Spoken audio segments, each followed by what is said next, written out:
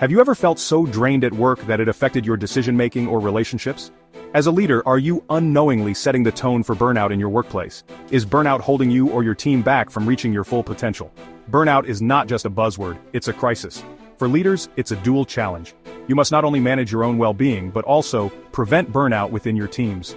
When left unchecked, burnout can devastate individuals, teams, and entire organizations. So what is burnout? How does it impact leaders, employees, and businesses? And most importantly, what can leaders do to combat it? Let's dive in. The World Health Organization defines burnout as a syndrome resulting from chronic workplace stress that has not been successfully managed. It is characterized by 3 dimensions.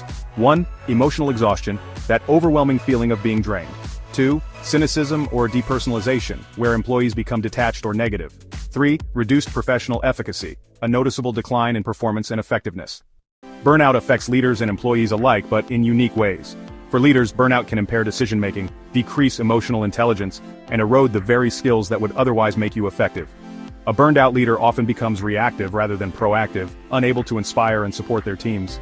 For employees, burnout manifests in absenteeism, low morale, and disengagement. According to Gallup, only 20% of employees worldwide feel engaged at work.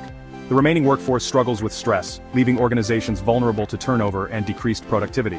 Burnout isn't just a personal or team issue, it's a business problem. High burnout levels increase turnover rates, lead to higher healthcare costs, and stifles innovation. Companies with burned-out teams often face reduced customer satisfaction and a damaged reputation. According to Maslach and Leiter, the causes of burnout are often systemic and include excessive workload, lack of control or autonomy, insufficient rewards or recognition, poor workplace relationships, unclear expectations, and a work-life imbalance. So, what can you do to address burnout? Here are some actionable strategies. 1. Prioritize self-care. As a leader, you set the tone, model healthy behaviors, take breaks, and seek support when needed. 2. Build trust and open communication. Create an environment where employees feel safe discussing stress and burnout. 3. Set clear and realistic expectations. Define roles, work hours, responsibilities, and achievable goals. 4.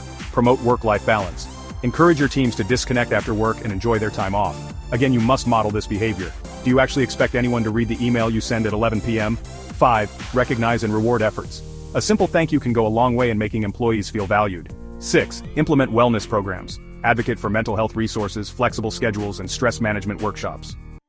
By taking these steps, you can create a workplace culture that not only reduces burnout, but enhances employee engagement, performance, and retention. Remember, burnout is preventable.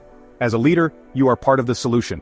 Your engaged and proactive approach can make all the difference for yourself, your team, and your organization. Thank you for taking the time to explore burnout and the things you can do to combat this epidemic. If you found this video helpful, please hit the like button, share it with your peers, and subscribe to Noble Vector Leadership Development for more leadership insights.